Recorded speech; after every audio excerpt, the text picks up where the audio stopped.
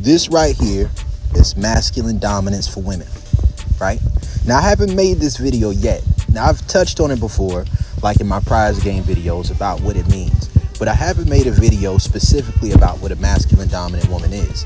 Now, understand this. Every single person has masculine, dominant, feminine, and submissive within them.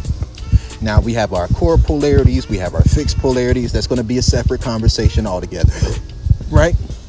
But although we have all four, we have the places that we're primarily going to lean towards, and this is sometimes going to be based off of what we spend the most time in, and also our natures. So one thing I believe is that every person has both an anima and an animus, right? As you grow to learn yourself, whatever you identify with first as primarily a logical figure or primarily an emotional figure, or as primarily a man or a woman, how you identify those gender roles and the things associated with it. Over time, you lean heavily towards one of those things, and through leaning heavily towards one of those two within that binary, this is how you get towards the place of getting beyond the anima or the animus that is your primary gender identification. So as you begin to get beyond that, you get beyond simply playing the anima or playing the animus, right? So what's a great way of understanding that? There's the Madonna whore complex, there's the gentleman gigolo complex. When all you are is the gigolo, but there is no gentleman within you, or whatever it is, oftentimes that's the repression of your anima, that's the repression of the feminine emotional aspects of who you are. But understand this, what you have to learn how to do in life, right, is to understand that you first need to develop the primary mode of how you operate before you start divvying out into others. You can't really take shortcuts, because when you attempt to take shortcuts, this is how you become at times a duplicitous individual, or you end up prematurely integrated or in a prematurely integrated relationship, right? So if you are a man and then you start trying to learn how to be submissive, right? Or you're a man and you try to learn how to be more emotionally intelligent, more understanding, but understanding in a way of not understanding to develop the competency and the principles to operate out of masculine dominance, but simply to be understanding of a woman's feeling or capacity to feel pressure, right? Or understanding a woman's capacity to desire to receive validation, right? When you learn this, and this is the primary way that you think, before you reach a place where you have developed dominant empathy and know what sexual attraction and desire feels like from a woman, then you then become a masculine submissive man, right? Because rather than you being separate completely from the need of that taking place, if you do not have the naturally God-given capacity to be sexually desirable while also being submissive, then you won't have the capacity to be feminine submissive, which is a high cup space, right? Now, what's necessary for feminine submissiveness as a man? What's necessary is having an intrinsic desire to engage with a woman non-sexually. That's based off of her non-sexual competency, right? And since this is based around her non-sexual competency, what this means is that if this is basically just a subconscious desire to sleep with the woman more than it is a desire to actually engage with and to emotionally connect and to mentally connect with this woman, then basically what you're doing is you are becoming duplicitous within yourself and forming a covert contract that causes you to, if you are able to naturally reach a place where that woman is sexually attracted enough to you in order for you to meet that goal. This isn't a woman who has character and principle and standards about what's necessary to gain sexual access to her.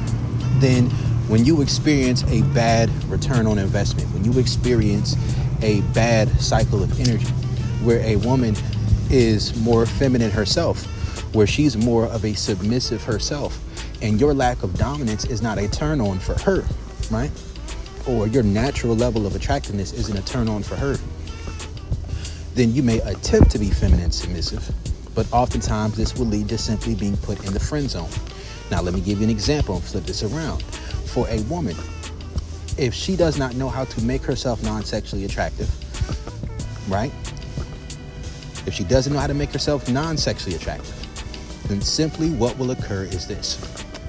By not knowing how to make herself if she doesn't know how to make herself non-sexually attractive, then she will then have a complex where she will trade access to her body or the idea of access to her body sexually in order to gain attention and validation, which is the thing that strokes her dominant ego through either duplicity or through the means of transaction or through the means of covert contracts, right? Through covert contracts. So, oftentimes we have to understand that overstimulation is a thing that can affect both sides. It can also be overstimulation of your perception of your options, right? And this is something that happens a lot in this day and age, right? And there's a fine line, right? Understand that there's competency, there's compatibility, and there's security. When it comes to your options, you have to understand these three things, right? So through experience, you learn your competency, right?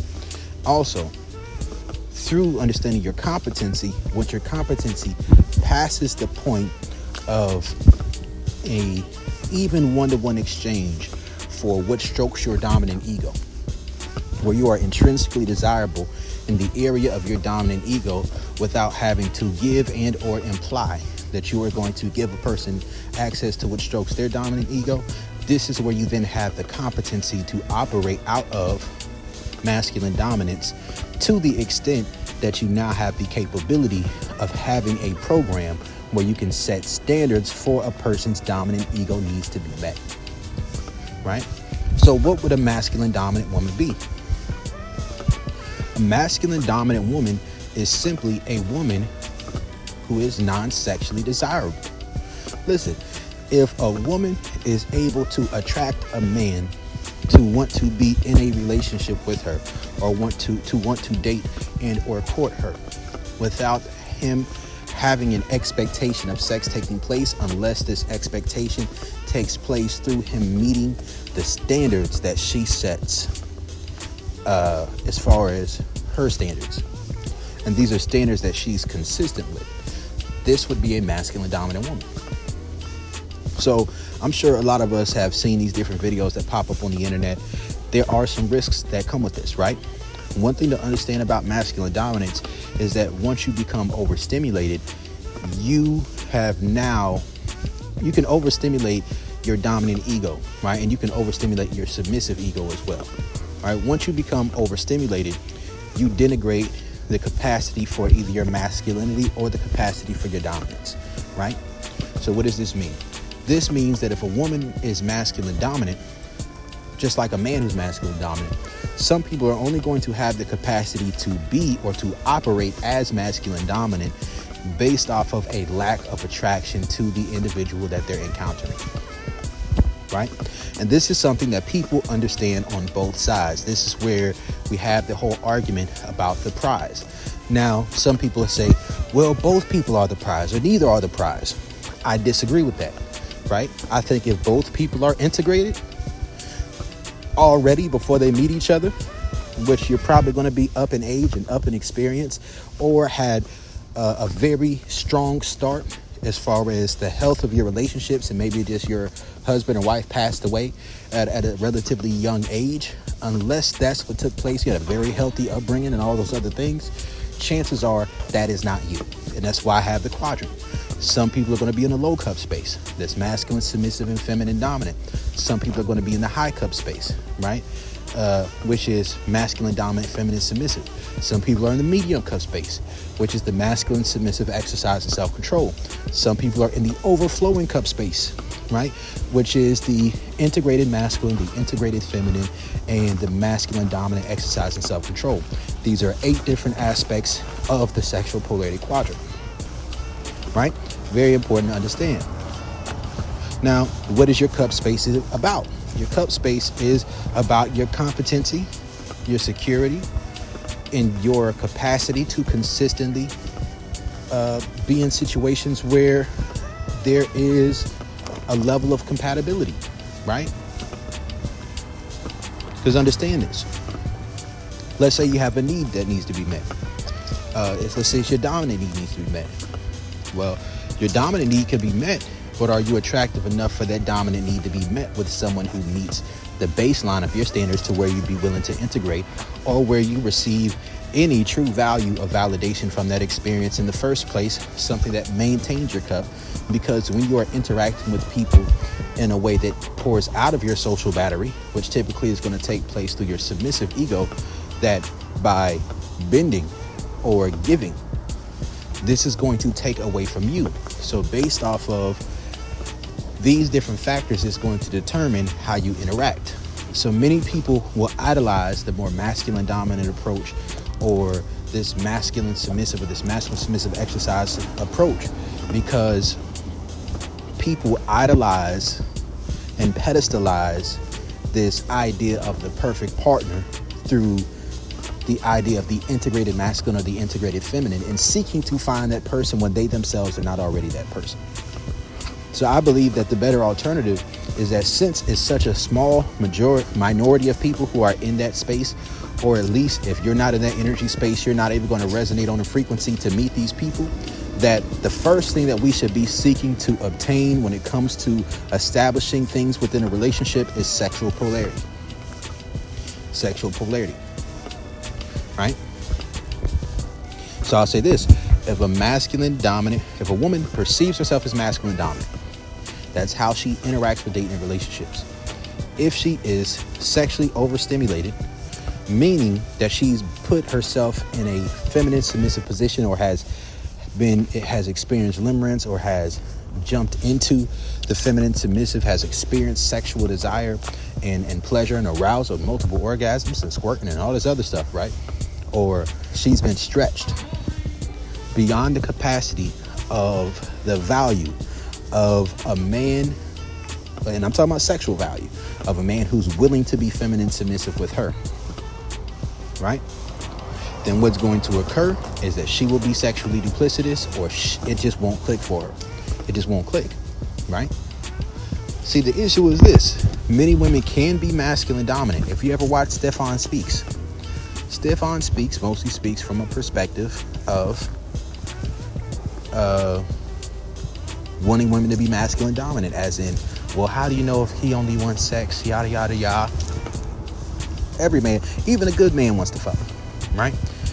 The thing to understand about masculine dominance versus feminine submissiveness is that, and just dominance versus submissiveness in general, is that dominance is based off of being pre-qualified, meaning that in the area of your dominant ego, you've already determined that you are pre-qualified for the type of validation that you desire to receive, because you are competent enough for that experience to be one that is both desirable and enjoyable. And because you know how to do that, you are pre-qualified for that experience. Now, this doesn't mean that the other individual is going to be pre-qualified in the other area. No. By being pre-qualified in the initial area of your dominant ego, which is flipped for men and women, what this does is it gives you the capacity to allow this other person to pour into you, right? To prove that their interest level is as high as what your standard is, right? Your dominant ego standard, because being valued is based off of the dominant ego. So you hold the standard. It's based on principle. When your program is established and the individual is interacting with you, you stand hold to that. And what does it mean to be masculine? To focus more on the ego, to focus more on the logos, the principle of the matter, than the particular individual who you are interacting with, right? That's what it means to be masculine. What does it mean to be feminine? The eros is the connecting function, right? It's to be more focused on a desire to attach and to connect. That's what it means to be feminine, right? So as a man, you have to establish, like, being prematurely integrated as a woman is when you're more focused on the principle, maybe from a standpoint of having an underdeveloped animus, as in, this is either an animist projection of a stature of believing that the men that you date should have a lack of an expectation of reciprocation from you that your father had, right? The gentleman, right? The gentleman gigolo complex. But oftentimes what we have to understand is that the shadow for a woman, when it comes to integrating the shadow in order to be masculine dominant, is that the social programming, which is what I call animist possession, right? The social programming will present itself as if it's certain things that it is unable and unwilling to do for whatever reason. Could be different different platitudes. It can be different social understandings, different things their friends or family say, different things society says, different things their social group says. It's an impression of what everybody thinks. If your understanding is based off of what everybody thinks, you are not a dominant, right? A dominant thinks for themselves. So you have to have enough self-awareness about what you like in order to actually properly utilize, right? Properly handle being dominant. Because let's say you are a woman and you want to move from a standpoint of masculine dominance. It's going to be a little bit different for you than it's going to be for a man. Why? Because get penetrated. And the issue is this. When it comes to being masculine dominant as a woman, you have to be able to teach what it is that you like, right?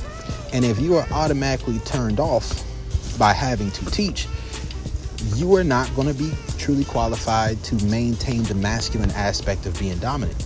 Your feminine energy is going to re-arise if you lack the capacity to teach or to communicate or to set standards or to stick to principles. If the principle of what you're willing to do for a person is something that's fluid and it depends on how attracted to the individual you are, you're going to lose the masculine aspect of those principles, right? Very important.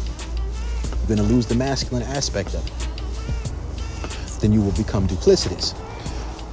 Very important to understand. So what does a masculine dominant woman have to do? She has to know how to make the experience of interacting with her non-sexually so enjoyable and so desirable that it outweighs a man's desire to have sex with her. And once it outweighs the desire to have sex with her, she can reward the man's investment in her with more time, with more access, based off the level of access that man is giving to her. And she treats the level of access that he's giving to her as access she's giving to him. And once this raises to a high enough level that meets her standards, then how he's interacting with her non-sexually is going to be something that she has to be able to guide and lead through the way she interacts with the man, so that he interacts with her in a way where she will desire to reciprocate sexually. And then once she desires to reciprocate sexually, she has to know how to teach the things that she likes.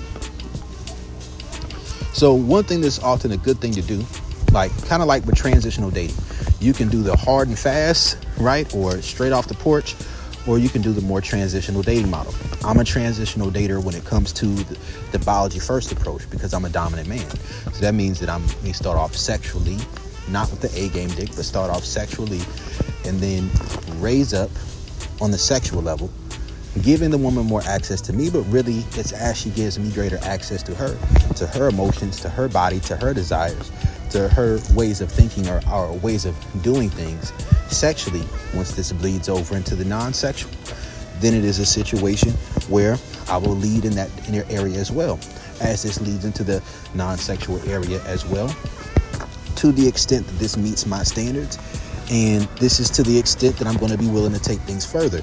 But this is where the integrity of knowing what your standards are comes into play. Because if you only have this effect on an individual because you're, one, damaged, right? Then you should probably be honest that you're not available for something serious right then, and understand that you may be attracting someone who is only there for the challenge. And as soon as you warm up to the idea of reciprocating, that you may be coerced, or it may be manipulation, it may be emotional coercion, like Delilah syndrome, right? For a woman, it may be a man being willing to pretend to be your friend for a long time and wait around, right? If an individual primarily wants their dominant ego stroked, but they're in a space of desperation where they can't do it through a principled model where they can communicate and tell you what they want and lead you through that, then that's where they go into feminine dominance, right? Or maybe this is where they go in, if it's just enough, but they have to shut off their desire for dominant ego validation, then this may be a masculine submissive exercise of self-control, right? Very important to understand. Very important to understand. So the masculine dominant woman, she may go through a transitional model of, let's say, starting off dates, and then, okay, third date, you might kiss then, or depending on what your principles are in the matter. But you have to be honest about what those are and who you are. Because understand that if an individual is courting you or pursuing you, and you aren't honest about what it is that you're open to do and willing to follow through, if they do the things that you say, then automatically you get put in the category of feminine dominance. Also, if this is the individual you end up choosing to be with, the fact that you're willing to do so much more for another individual through the mana principle while they're pursuing you is something that will oftentimes cause them to feel unsafe and as if you do not value them.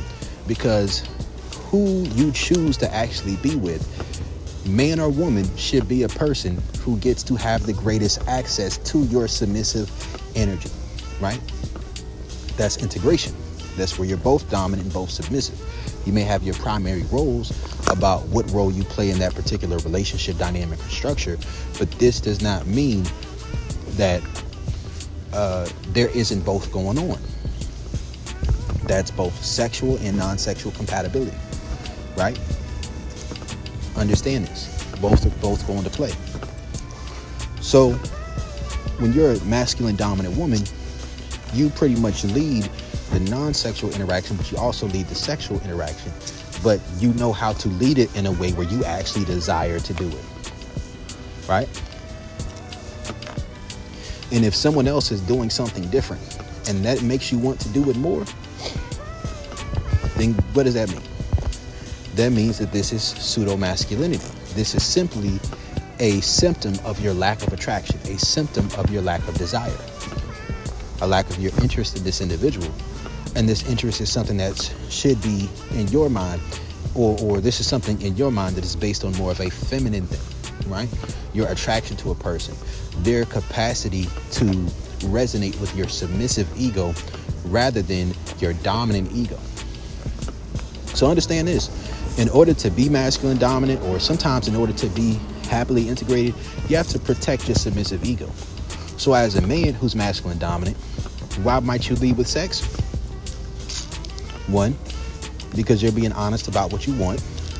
That's the first reason you're approaching this woman. And by being honest about that, you're establishing a certain level of integrity. Now, a woman who's not sexually attracted to you enough, or if you know the archetypes of what Alan Roger Curry would talk about, you got manipulative time wasters, you got, reciprocators, rejectors, manipulative time wasters, wholesome pretenders, erotic hypocrites, so on and so forth, right? If it's anything other than accepting or rejecting, then typically there's some level of duplicity involved. What you do is you're already challenging a woman's social programming when you approach her in that way, because of what society says about its negative views on sexuality. And it shows that she wants to use her animus, her feminine energy, this feminine dominance that's beneath the masculine submissive that's within it, to try to manipulate you back into what she perceives as your place, right? Some women, they will get annoyed or even upset that you had the nerve to actually approach them. Why? Because they're not feeling you like that, or because the fact that they're not being approached by people who they perceive as more attractive causes them to feel insecure, because in their minds, they want to perceive themselves as a certain level of attractive and desirable, but they're not. A woman who really don't like you just gonna reject him, and she don't have to be mean about it, right? She don't have to rub it in, just like you don't have to rub it in. But what we can say is this right here, right? This is what we can say. That when it comes to these types of dynamics, as a man, what are your standards? What are your standards?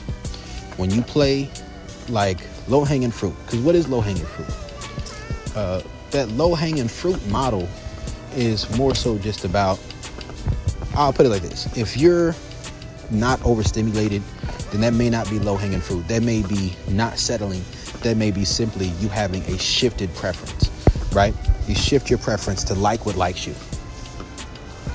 But this only works if you have not been overstimulated, and if you have been, that you had time to detox, right? And that you also know how to teach what you like. Understand this about masculine dominance for men or women. If you experience or encounter something that is based off of an individual's pre-qualifications, right? Something that you do not have a capacity to teach, and this becomes the preference that you are shifted to, then what this does is it creates a model in which your submissive ego is going to be based off of pre-qualification. And when your submissive ego is overly attached to pre-qualification, if you do not have the capacity to attract that on a consistent enough basis for your needs to be met, then you're going to drop down from the masculine dominant space into a space of maybe masculine submissive exercise and self-control. Like, let's say you approach women very directly, and then you hit a dry streak where, let's say, you're being very direct from the first message with 30 women in a row on a dating app, and let's say 6 of them or 7 of them respond, and then after 7 of them respond, let's say 1 of them actually give you the number, and then now you ass out and you ain't got no pussy, so you like, fuck it, let me try this, pretending I care about these pleasantries and shit like that.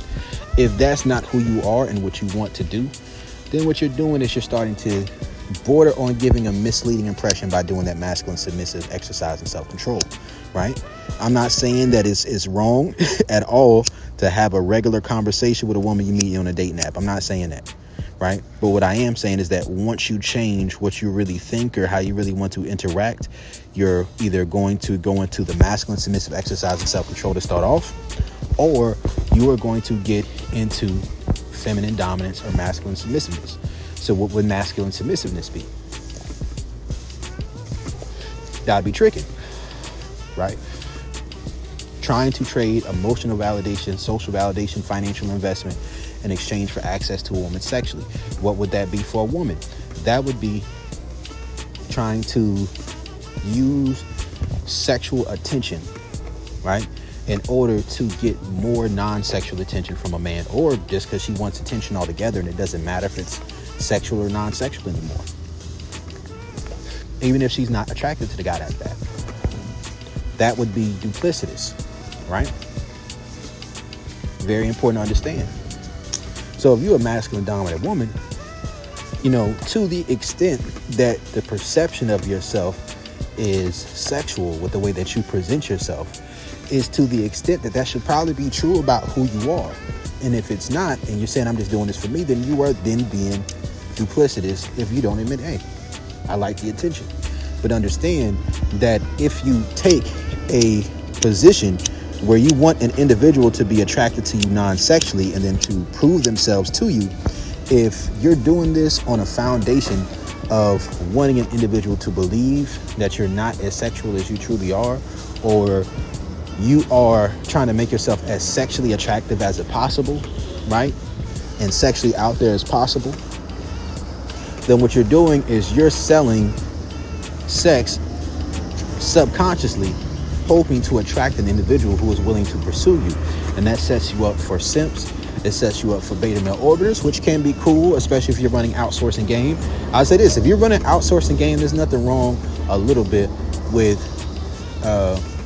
finessing people outside of your primary relationship dynamic, especially if you're honest about the dynamic that you have, right? Now, that can eventually backfire, because anytime you try to manipulate, you open the door to be manipulated, right? But understand what I'm saying. It's kind of like the guy who complains that he keeps running into gold diggers, but he's always has his money phone up, or is always trying to show off how much money he has on social media. It's ridiculous, right? But if you haven't taken time to develop your animus as a woman, to really know who you are, to know what you like, to know what you want, then this whole idea of being masculine dominant is not really going to be for you.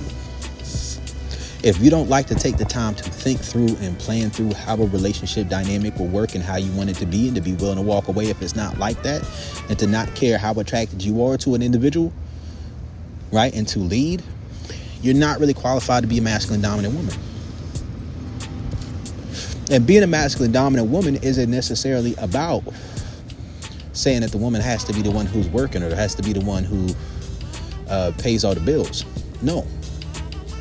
You can be a masculine dominant woman and be a stay-at-home wife, just like a man can be a masculine dominant man and be a stay-at-home husband. Gender roles are not sexual polarity. But in order to be a masculine dominant woman, your animus has to be more developed than the animus of the man who spent his entire life as a man. Right? Now that's a tall order. Your animus has to be more developed than the animus of the man who has lived his entire life as a man. So sometimes a masculine dominant woman may deal with like a feminine submissive man, but oftentimes a man who is feminine submissive may have just had the capacity to do that because he is sexually attractive enough to only focus on interacting with the woman non-sexually, and she still sexually desires him although he's emotional. Right? Because that's just who he is. It's a high cup space. So oftentimes, if that masculine dominant woman is dealing with the the feminine submissive man, oftentimes through interacting with him and being taught the things that will actually satisfy her sexually, he will then raise into masculine dominant himself, and then those two will typically part ways. It'll be very difficult to integrate.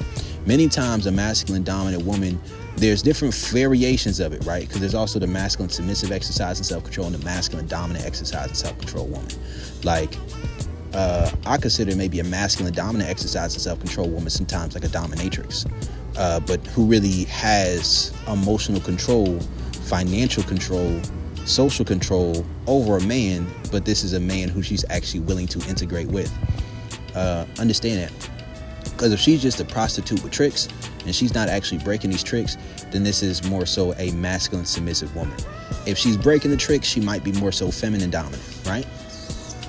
And understand, a woman who's in her masculine energy is typically going to be in her dominant sexual ego, right? So understand this: when you're in a relationship, a woman is taking on some of your masculine energy, and when you become integrated, she's able to operate out of some of her dominant sexual ego through sexual energy transmutation, where she may not have the energy to have sex at that moment, but she's able to show some compassion and suck your dick, and then get off on saying that, okay, you satisfied her, and because you satisfied her, right, and you're there for her in the way she needs you to be there for her, she can transmute the non-sexual energy that you pour in, and then turn this into sexual energy from a dominant stance, where she then rewards your good behavior but siphons off the energy of giving you sexual pleasure. So this is a woman who's primarily a pleaser. Understand this: a feminine submissive woman is not necessarily a pleaser. She's a selfish pleaser, right? But the feminine submissive woman desires to be pleased, right? Now she may desire to do things that will make it more likely for her to be pleased more often, which may include pleasing you. And she may enjoy to do things, the feminine submissive woman, to please you, because it's like the pacifier principle, like a non-level of sexual attraction. Like, she's pacifying herself with the dick rather than trying to pacify you.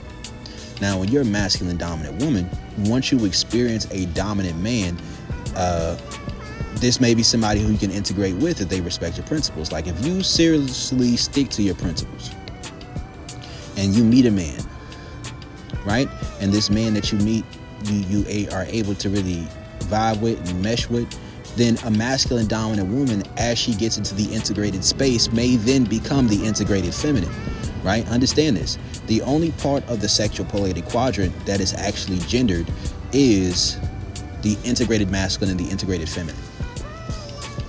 Because that's where you have both that's where you have both masculine and feminine security, is when you're in the integrated masculine or the integrated feminine, right? So when you're masculine dominant, you have primarily masculine security, but you may be lacking in feminine security, meaning that you aren't going to fixate on the particular person or maintaining the connection with that individual so that you maintain a position of power or control.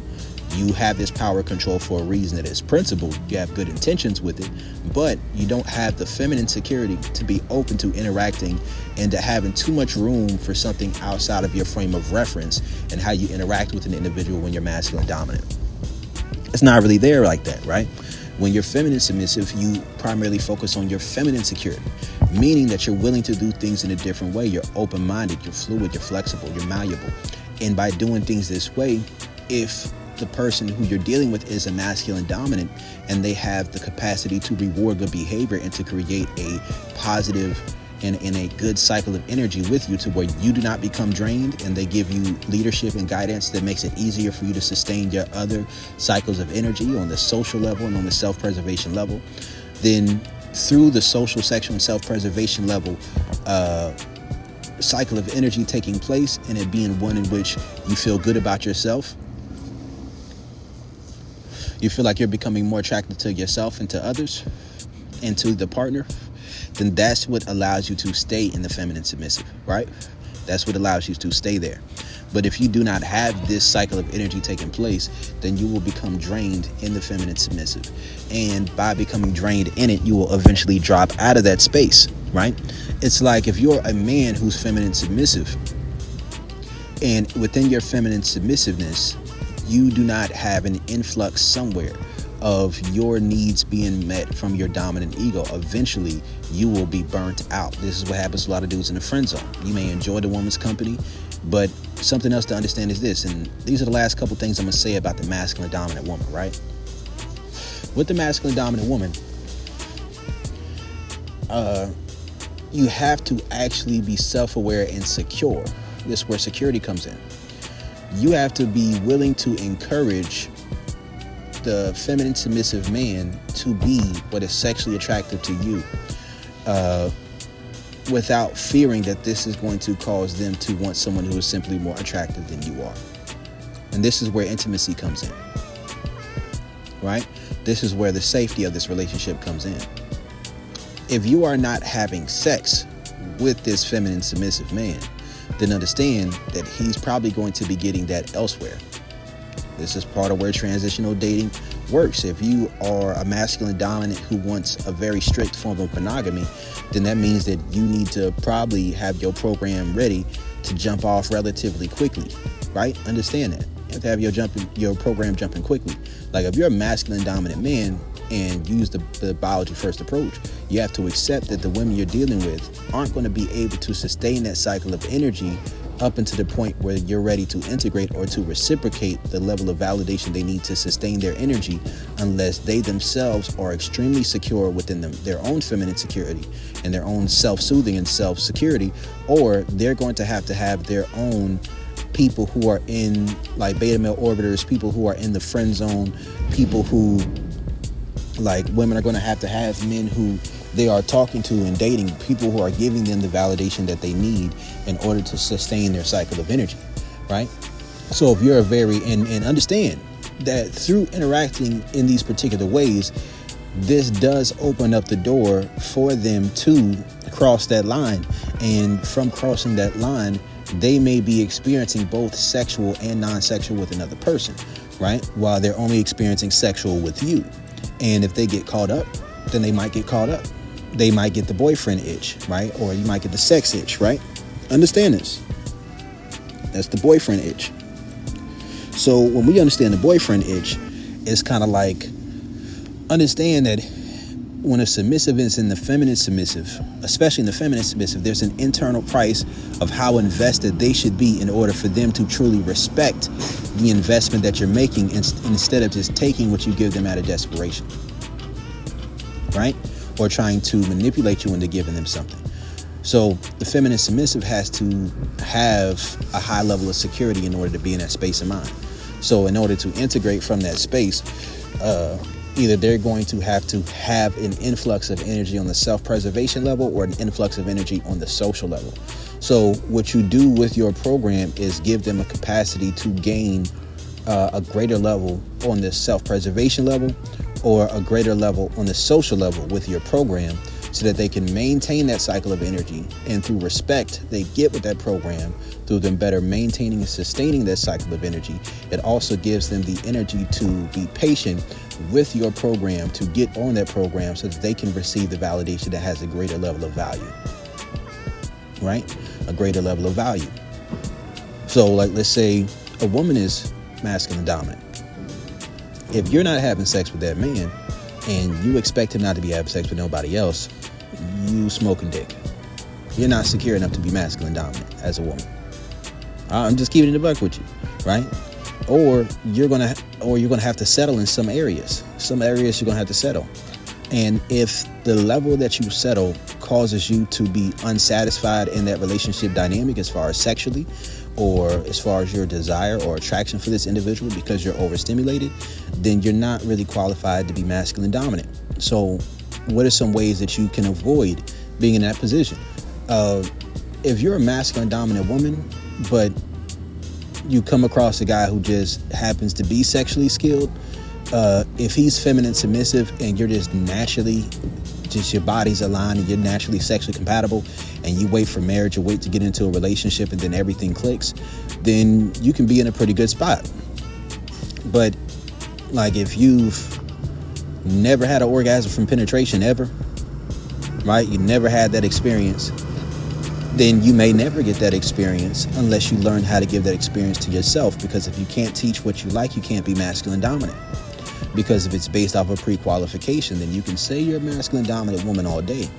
But if you have a sexual weakness for a man, or if you were very sexually compatible with a guy based off of his dick size or based off of the shape or based off of just how attractive he is, if you can't attract a man who's willing to be feminine submissive with you, who's on that same level, then you're oftentimes going to set yourself up for failure. That means that whatever is the extent of what you need as a baseline, as a bare minimum, to where you can teach what's above that in order to make it work, you have to set that as a standard. So as a woman, if you're like, all right, cool, I've only been satisfied by a dick that it was this size, but most men who have a dick that size are dominant, then that means that if you can't find a man who's feminine submissive at that size, you have to find some way to work around that, or you're not truly going to be compatible because the baseline isn't even hit. Right? That's a very important concept to grasp and understand. Likewise, like as a man, like that's one reason why I think that both men and women have an unconscious fear of alpha widowhood and an unconscious fear of overstimulation, unconscious fear of one-itis, right? So it's like when you're a man, this is why a lot of men do not want their prostate to booty holes played with. Because once you cross that line, you get taken too far, that becomes something that you need, or something you need for your needs to be met. And if you don't accept that or embrace that, if you aren't comfortable with that, then now it creates a duplicitous aspect to your nature. Because if you are a man and you're dealing with a woman and that woman can't provide you that experience, or most women aren't willing to provide you that experience, then now you are technically overstimulated for the role that you want to play when it comes to allowing the woman to have access to your submissive ego, unless you're a guy who's openly cool with getting pegged, or openly cool with saying that you're just a bisexual guy and that's the type of relationship dynamic you want. We have to understand these things. Right? Have to understand. I think when it comes to, like, as a man, when you're masculine dominant, one thing that helps to be masculine dominant to avoid overstimulation, because understand, masculine dominance receive the least pleasure as far as the overall value of that pleasure. Like it means the least, because how easily accessible it is, there's not a lot of work. You're pre-qualified. So because you don't build up the desire through allowing the other person to be in control, you receive less pleasure, right? So that means that there's trust that's built up for that. That's where integration comes in. So one thing that helps, and something I've done, is when I'm having sex with a woman, I don't focus on how good the pussy is, right? I don't do that. Like, yeah, it can be good from time to time. Yeah, it's good. I love pussy, right? But at the same time, I don't overly fixate on that. One thing that helps is to learn to compartmentalize the submissive ego. How do you compartmentalize the submissive ego? You may be asking, right? How do you do it? One way to do it is simply through focusing your sexual pleasure and arousal in a way that limits how much pleasure you can receive. So a masculine dominant woman is oftentimes going to be a woman who's primarily, unless she's already been taken to a certain point sexually, she may primarily focus on clitoral stimulation, because even though, yes, the legs and the overall clitoral body behind the pubis mons, we get it, right? It's behind the vulva. But at the same time, what you have to understand is that it's less internal and it's less stretching and it's less of a submissive position to be in than actually being penetrated, right? Same thing for a man. Now, a man may say, I'm never going to do that shit. Cool, you ain't got to. I ain't got to do that shit neither. But you still need to create a barrier to how much pleasure you receive, whether that is mental and psychological, or whether or not this is a physical barrier. Like, here's an example. If I have a primary partner, I don't have unprotected sex with other women, right? Not saying I never have, but I keep the amount of unprotected sex I have to the bare minimum. Why? Because you can become overstimulated due to how much better raw pussy is. And if you become overstimulated because of how much better raw pussy is, then you can easily find yourself in a position where you fixate on the discrepancy of how much pleasure you receive. Right? Very important to understand. You can also do it psychologically, as in learning to separate sex from emotions, right? That's where the masculine submissive exercise and self-control comes from for the woman. And that's where putting yourself in the friend zone comes at for a man. So as a man, when you put yourself in the friend zone, you put the woman in the friend zone, you limit how much pleasure you receive from the non-sexual interaction. And you limit your sexual attraction and desire for that experience. Then it overcomes their psychological reactions, and then they want to experience you. But what you have to understand is that when you place that barrier in between, you limit how much pleasure you experience, and you don't allow yourself to fully give yourself over into being dominated.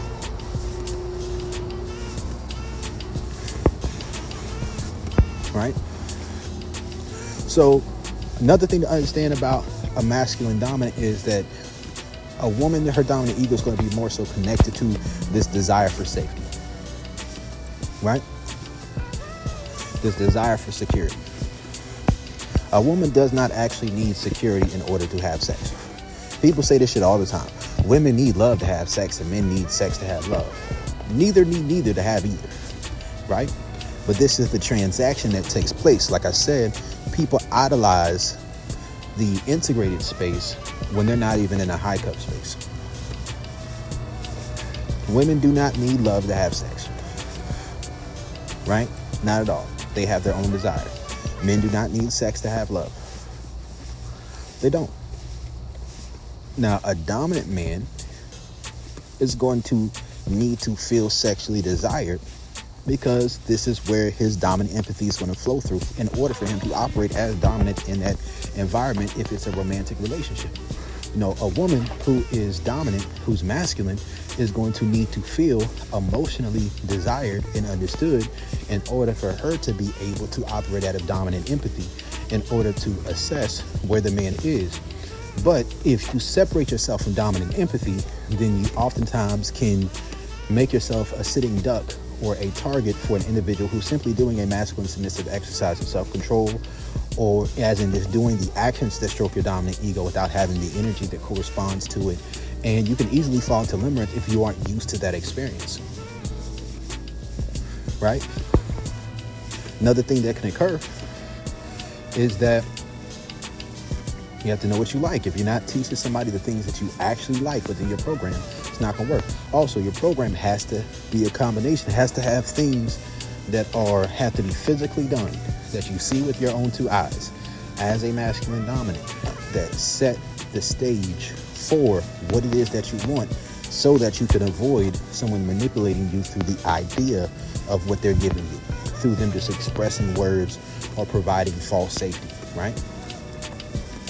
So when we're talking about the masculine dominant woman, oftentimes this is going to be what someone like a Tony Gaskins or Stefan Speaks or a Derek Jackson will speak of. And oftentimes they will start to move more into the integrated feminine from there, but they don't really talk about feminine submissive too much, because I remember I was having a conversation with my own father one time. My father is not the type of guy who will bend to what a woman says. I done seen it. That's not what type of man he is. He didn't attract to plenty of women. I remember there's been times growing up where I seen women my dad had that were so bad that I didn't even want to look them in the eye. That's in my more kind of snippish days. But bad women. Been a bachelor my entire life, right? But I remember him talking. We had a conversation the other day, and he was just saying, like, my father, he was saying, that's the problem. A woman got to pick who like them. Everybody can't pick who likes them. If you're feminine submissive, you pick who you like and you make that shit work, right? If you are the integrated feminine or the integrated masculine, then you have both masculine and feminine security.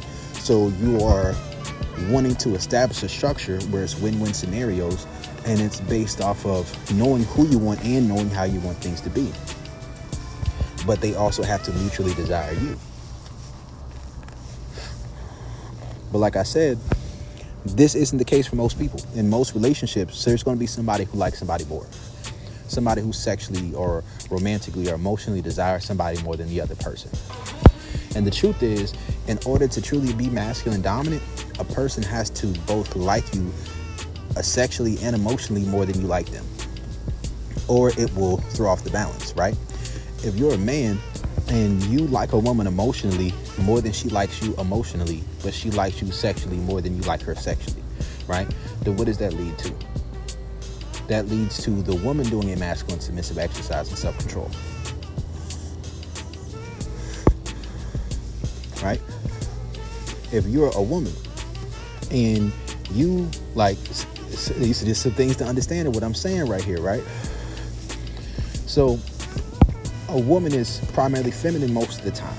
So that means that what she has to establish is trusting her feelings, trusting her feminine intuition, her feminine energy, what her emotions are.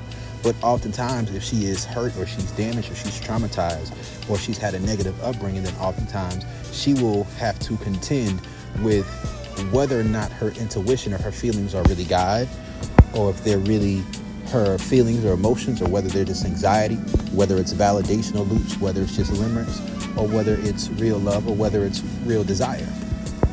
So there's a connectedness to the body that has to take place in order for this to be established. That's why the feminine submissive is a high cup space, right? But don't go into it. You have to have competency for these things. You know, if you're just a woman who says, well, he needs to do this and do that and do this, and this is how I know he really likes me, this motherfucker don't know you, right? All he knows is that you got a fat ass, something about you is attractive, and because something about you is attractive, he wants to pursue you to see if he can have sex with you. Until you've established the competency to know how to be non-sexually attractive and non-sexually appealing, you have the social skills for that, you have the capacity for it, that can elevate beyond a man's sexual attraction to you.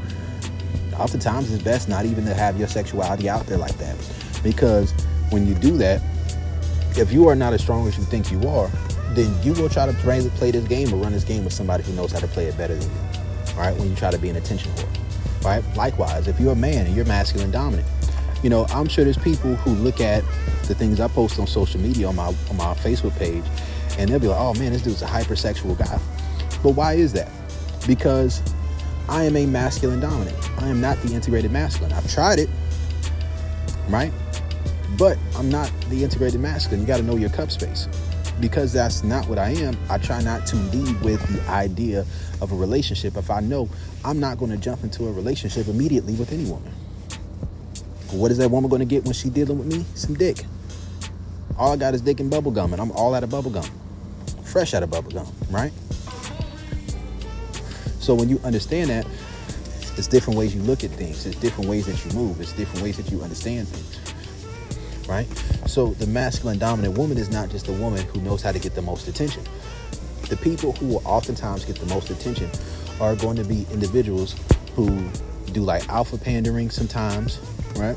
That's how you get the most attention from the opposite sex. And then also this pandering is how you get the most attention. Well, there's alpha pandering and then there's regular pandering, right? So alpha pandering woman would be like a woman who says dick size don't matter because her Kegels are so on point. She is so excellent at her own mastering her own body that she can make any dick size work. That's a masculine dominant woman who can have a high body count. But most masculine dominant women are not going to be that individual, right? That's the thing to understand. Until you've established the capacity to teach what you like, certain things can overstimulate you. So let me give another example when it comes to compartmentalizing the submissive ego. Let's say I love head. I'll compartmentalize my submissive ego into receiving oral sex, right? But what comes with that?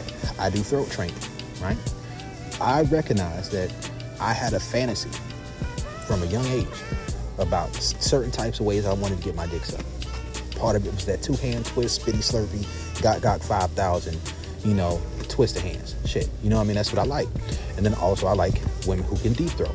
I understood after I dealt with women who could deep throat, I had to learn how to throat train. Now I think some of the I think I throat trained most of the women who actually deep throated me, but not all of them. But I also understood that if I'm dealing with a woman who can deep throat me, take it all the way, I can fuck her throat. I can do this. And she likes it, she's receptive to it, and I grow accustomed to that.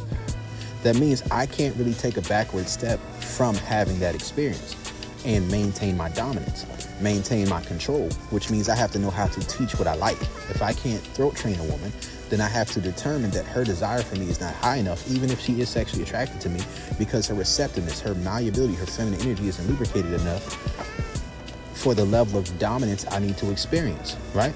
If you're a woman who is used to a certain type of experience, if you can't help a man get to a place where someone who actually likes you has the resources to spoil you the way you want to be spoiled, then that means you will start to become somewhat of a gold digger.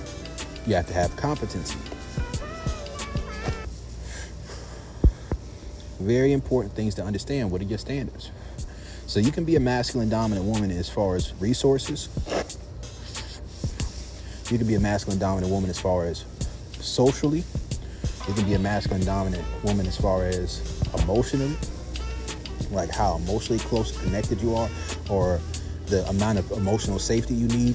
You can be a masculine dominant woman as far as the resources. You can be a masculine dominant woman as far as like a marriage or a relationship or wanting children, all these other things, and be upfront about what it is that you want and make this feel like something that you're offering, right? So if it's about resources, you have to be able to teach or help someone reach the place of what you want them to be. When it comes to, you have to be competent enough for that, right? So this is Coach Brody on the masculine dominant woman. I'm out.